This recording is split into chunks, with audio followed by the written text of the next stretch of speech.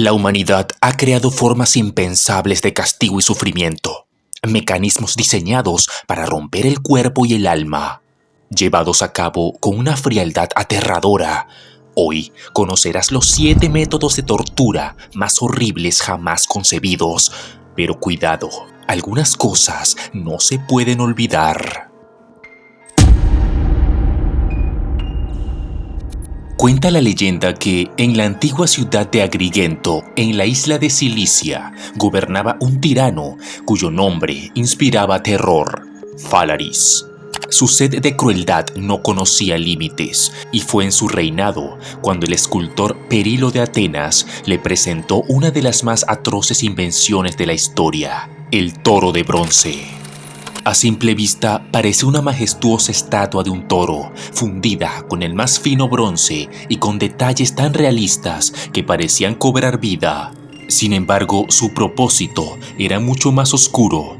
El toro era hueco, con una puerta en un costado y una cámara diseñada para encerrar a una persona viva en su interior.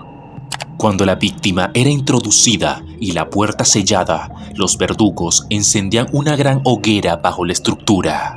El bronce se calentaba lentamente hasta convertirse en un horno infernal.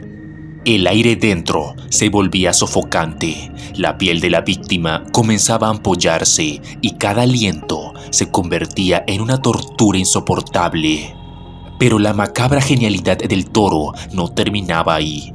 Perilo había diseñado un sistema de tubos en la cabeza del toro que transformaban los gritos desgarradores en un sonido parecido al bramido de un toro enfurecido.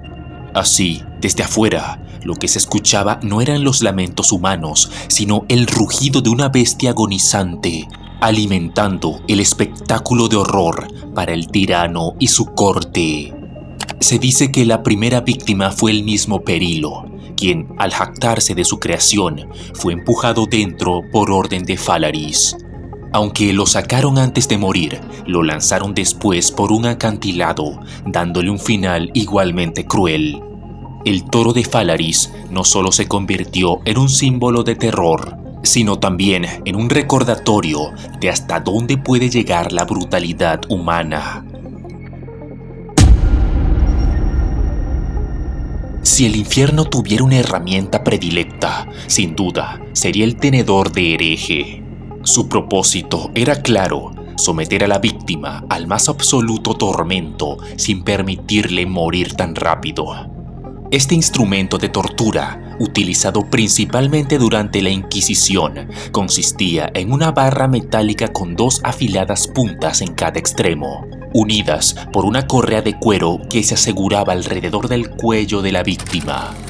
Una de las puntas se clavaba en la carne blanda debajo del mentón, mientras que la otra se incrustaba en el esternón o la clavícula. El mecanismo era simple, pero aterrador. Mientras el prisionero mantuviera la cabeza erguida, podía evitar que las púas perforaran más profundamente, pero el cansancio y el dolor eran inevitables. Cada intento de mover la cabeza o incluso de hablar significaba que las puntas se hundieran más en la carne. Incluso la más leve inclinación causaba una agonía insoportable. El verdadero terror del tenedor de hereje no estaba solo en el dolor físico, sino en su impacto psicológico. Las víctimas eran obligadas a permanecer en completo silencio, pues cualquier palabra, grito o sollozo les costaba una nueva punzada de sufrimiento. Era un castigo que no solo torturaba el cuerpo, sino que también quebraba la voluntad del prisionero. Algunos morían después de días de sufrimiento, deshidratados y al borde de la locura. Otros sobrevivían con cicatrices imborrables.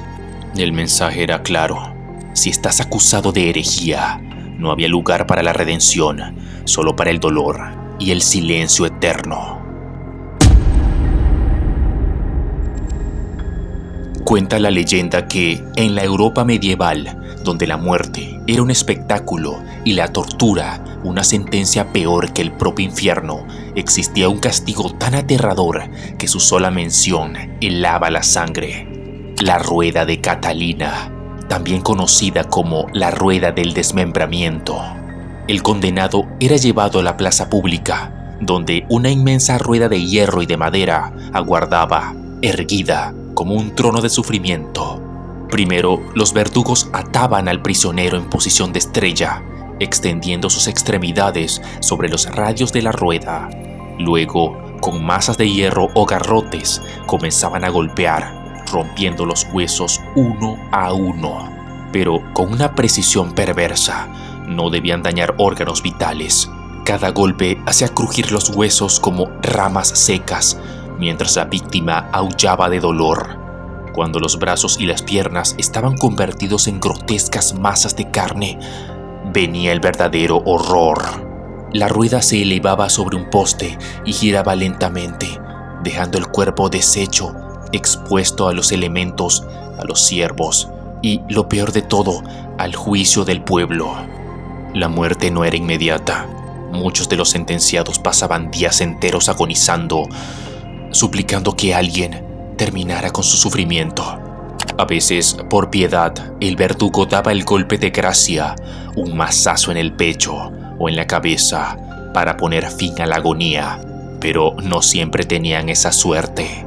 La rueda de Catalina se convirtió en un símbolo de crueldad extrema y deshumanización.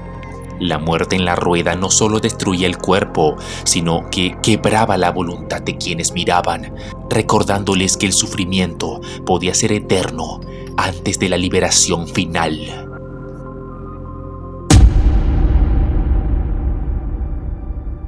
La agonía tenía nombre y se alzaba en forma de un palo afilado. No había gritos que pudieran conmover a los verdugos, ni súplicas que aceleraran la muerte. Solo existía el sufrimiento prolongado y la lenta despedida de la vida. El empalamiento no era solo una tortura, era una sentencia diseñada para aterrorizar a cualquiera que osara desafiar al poder. Este método de ejecución se usó en muchas civilizaciones, pero su nombre quedó marcado en la historia gracias a un solo hombre, Vlad III, el Empalador, príncipe de Valaquia, mejor conocido como la inspiración detrás del mito de Drácula. Se dice que durante su reinado mandó empalar a más de 20.000 personas, dejando sus cuerpos clavados en el suelo como un bosque macabro de sufrimiento y advertencia. Pero, ¿cómo funcionaba exactamente esta monstruosidad? El verdugo tomaba una estaca de madera, generalmente lisa y untada con grasa para evitar una muerte rápida, y la introducía en el cuerpo de la víctima por sus partes íntimas. El objetivo no era perforar de inmediato órganos vitales, sino empujar lentamente la estaca hacia arriba, evitando el corazón y los pulmones, para que el condenado permaneciera con vida el mayor tiempo posible. La estaca emergía por la boca, el pecho o el cuello, dependiendo de la precisión del verdugo. Luego, el cuerpo era izado y dejado a la vista de todos. El sufrimiento podía prolongarse durante días, mientras la víctima se desangraba lentamente y sucumbía al shock y a la infección.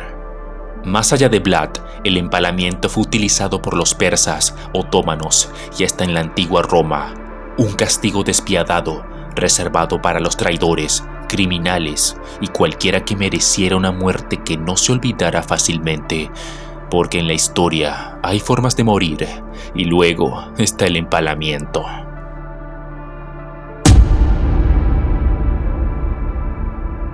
Dicen que el peor enemigo no es aquel que te atraviesa con una espada en la batalla, sino quien te ofrece un abrazo y no te suelta nunca más. En la intensa oscuridad de los calabozos medievales existía una máquina de tortura que simulaba la compasión, pero ofrecía desesperación y muerte: la doncella de hierro. Imagina estar en una celda húmeda, escuchando los gritos de aquellos que te precedieron. Frente a ti, una figura aterradora se alza, un sarcófago de hierro con la forma de una mujer de aspecto solemne. Pero al acercarte, descubres la verdad.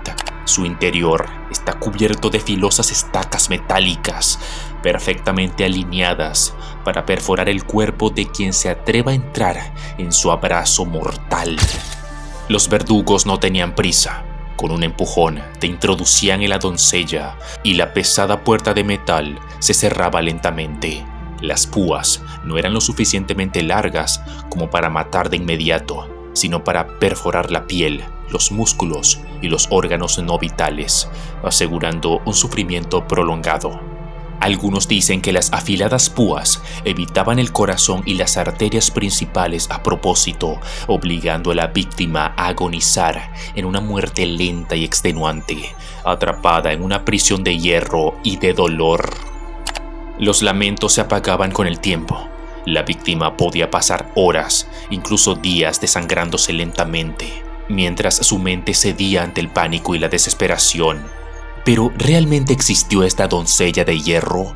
Muchos historiadores dicen que fue más una invención de la era moderna, una exageración de los horrores medievales creada para aterrorizar, con la idea de un castigo sin escapatoria. Sin embargo, algunas versiones sugieren que fue utilizada en la Santa Inquisición y en ciertos rincones de Alemania durante el siglo XVIII. Realidad o mito, su leyenda quedó grabada en la historia, porque no hay peor tortura que aquella que te hace creer que puedes sobrevivir solo para robarte la esperanza, una punción a la vez.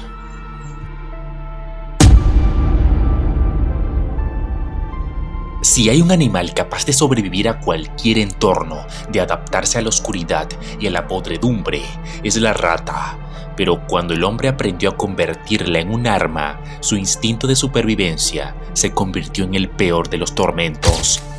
Este método de tortura, utilizado especialmente durante la Edad Media y la época colonial, explotaba la desesperación de estos roedores para infligir un sufrimiento inimaginable a sus víctimas. Pero la historia cuenta que también se usó en la antigua China y más recientemente en las dictaduras del siglo XX. La técnica era aterradoramente sencilla. Se colocaba una jaula o cubo lleno de ratas sobre el abdomen o el pecho de los prisioneros. Luego, el verdugo encendía carbones o velas en la parte superior del recipiente. Las ratas, desesperadas por huir del calor, hacían lo único que podían para escapar: cavar. Sus dientes afilados y garras se convertían en herramientas de excavación, perforando la carne, desgarrando músculos y abriendo túneles a través del cuerpo de la víctima. Los gritos eran ensordecedores, no había escapatoria. La rata no tenía piedad porque su instinto era más fuerte que cualquier compasión humana. En cuestión de minutos podía alcanzar órganos vitales, provocando hemorragias internas y una muerte lenta y atroz. Pero lo peor de todo no era el dolor físico, sino el terror psicológico. Saber que algo está devorándote desde dentro, sintiendo sus pequeños cuerpos moverse bajo tu piel mientras te despedaza lentamente. La tortura de la rata no necesitaba espadas, no derramaba sangre en el acto, pero su crueldad era tan abominable que incluso los verdugos más sádicos la reservaban para castigos extremos, un método donde la naturaleza misma se volvía contra el hombre.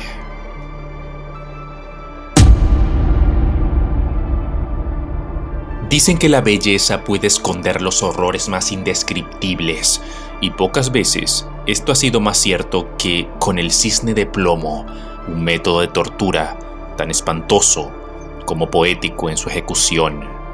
Esta técnica, supuestamente utilizada en la Europa medieval y en algunos rincones de Asia, combinaba arte y muerte en una de sus formas más macabras. A simple vista, la herramienta de ejecución era una elegante figura de cisne hecha de metal, pero dentro de su cuerpo hueco se escondía un secreto letal, un mecanismo que permitía verter plomo derretido directamente sobre la garganta de la víctima.